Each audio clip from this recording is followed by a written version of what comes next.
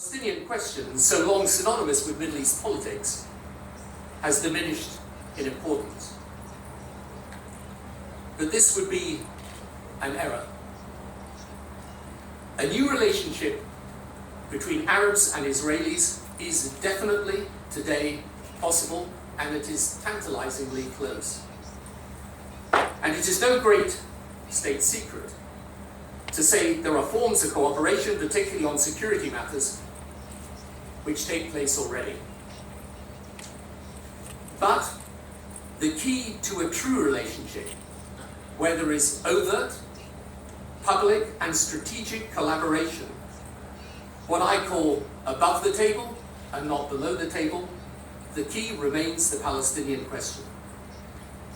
It is possible, indeed I will argue necessary, to find a new way forward to manage and ultimately resolve that question. But it is not possible, in my view, to set it aside. The politics of the region do not permit that, and it would be wise to build our hopes for peace on that reality and not to dream that the effluxion of time or the pressure of events will remove it from our calculus. The new way forward is to integrate this regional approach with the traditional negotiation. The engagement of the region provides the strength to help carry any peace process. It gives the Israelis the comfort of knowing that the region as a whole stands behind any agreement with the Palestinians and offers Israel the huge prize of normalization. It gives the Palestinians the reassurance that any agreement will be supported by the wider Arab and Muslim world, and gives them local partners in the building of the Palestinian state. Crucially, it can help bring about the unification of Palestinian politics, an absolutely essential precondition of peace, but on a basis which is fully consistent with peace. The Arab Peace Initiative, as amended, posits a framework for negotiation. This Israeli government has identified positive elements within it. So this can help guide, if you will, any American-led process.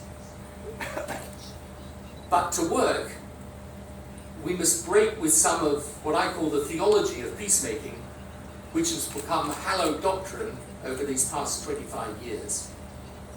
So it's correct that there is no economic peace separate from the political solution. It's true.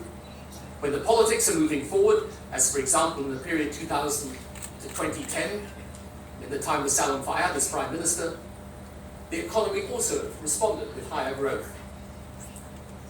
When the politics stalled, as after the breakdown of negotiations in 2011, the economy stalls. But it is true and correct that measures on the ground, building peace from the bottom up, can provide vital ballast to any political process. So, for example, in Gaza, infrastructure, electricity, water, housing. On the West Bank, freedom of movement, again water. Development in parts of Area C. Any progress on the ground helps create a better context for negotiation. Then on the political process, we need, in my view, a step-by-step approach towards a Palestinian state, where over time we build confidence that the eventual goal will be attained.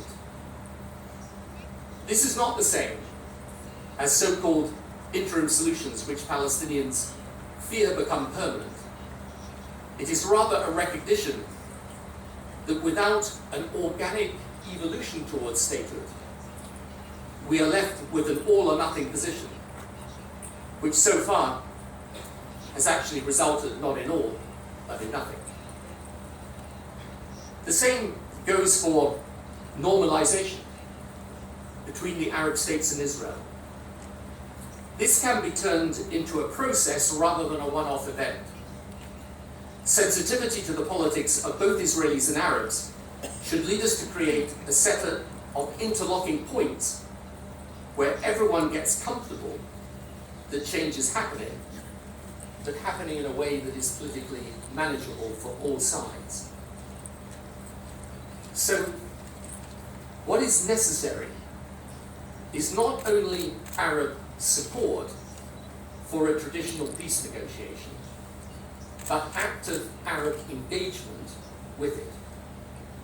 If such a methodology can be put in place, and a credible path to peace and Palestinian statehood established,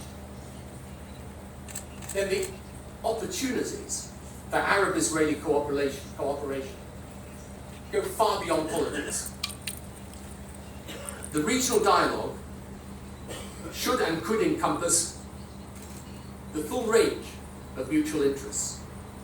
Self-evidently, there are enormous economic possibilities. The region is undergoing deep economic restructuring and change. Israel could both contribute to and benefit from participation in this transformation. Civic society across the region should engage in cultural and educational exchange. And civic initiatives, such as the Israeli Peace Initiative of coping, is greatly to be applauded. We can build links between people in society, and not just at the political or indeed the economic level. Strategically, think how much more impactful it would be if the nations of the Middle East came together and promoted interests and dealt with challenges, speaking in unison. Just think of the effect if the region was speaking with one voice on the policy of the United States, or of Europe, or of the wider world. Now, I can tell you frankly, from the conversations and interactions I have with those in the region, as well as obviously those here in Israel, that this regional approach is now, virtually by consensus, accepted as the right road to travel. And indeed, the poll shows where Israeli opinion is on this issue. There is goodwill, a real sense of shared purpose, and an appetite.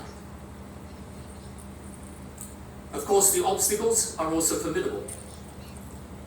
The legacy of past conflict and mistrust is still visible. The uncertainty persists as to whether what is desirable is achievable. Public opinion in the Arab world is changing, but it has a long way to go, and the Palestinian issue has to be on a genuine and not incredible path to resolution.